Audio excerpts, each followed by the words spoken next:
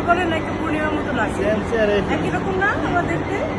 ঢালিউডের জনপ্রিয় অভিনেত্রী দিলারা হানিফ পূর্ণিমা দীর্ঘ ক্যারিয়ারে অসংখ্য কালজয়ী সিনেমা উপহার দিয়েছেন। যদিও আগের মতো এখন আর সিনেমায় দেখা যায় না অভিনেত্রীকে, আর সিনেমার কাজ কমিয়ে দিলেও বিশেষ কাজ ও অনুষ্ঠানের উপস্থাপনায় তাকে প্রায়ই দেখা যায়। অভিনয়ের পাশাপাশি সামাজিক মাধ্যমেও সরব উপস্থিতি রয়েছে তার।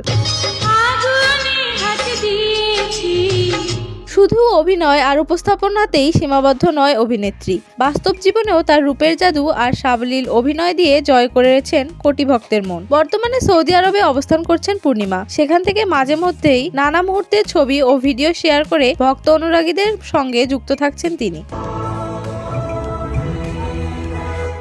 সম্প্রতি ঢাকায় সিনেমার শীর্ষ অভিনেত্রী ওমরা হজের উদ্দেশ্যে মক্কায় গেছেন। সেখান থেকে ভক্ত অনুরাগীদের জন্য শেয়ার করে নিয়েছেন একটি মজার ভিডিও, যা মুহূর্তেই নেটিজেনদের মাঝে নজর কেড়েছে। সেই ভিডিওতে দেখা যায় সৌদি আরবে অবস্থানকালে এক যুবকের মুখোমুখি হন পূর্ণিমা। সেখানে কথা বলার এক পর্যায়ে ওই যুবক পূর্ণিমাকে উদ্দেশ্য করে বিস্ময় প্রকাশ করে বলেন, চেহারা দেখে তো একদম পূর্ণিমা আপুর মতো লাগছে। সরাসরি নিজের প্রশংসা শুনে স্বভাবসুলভ হাস্যোজ্জ্বল ভঙ্গিতে প্রতিক্রিয়া জানান এ অভিনেত্রী। মজার ছলে পূর্ণিমা বলেন, আমাকেও সবাই বলে আমার চেহারা নাকি দেখতে পূর্ণিমার মতো লাগে। তুমি কে আসলে? আমাকে সবাই বলে নাকি পূর্ণিমার মতো লাগে।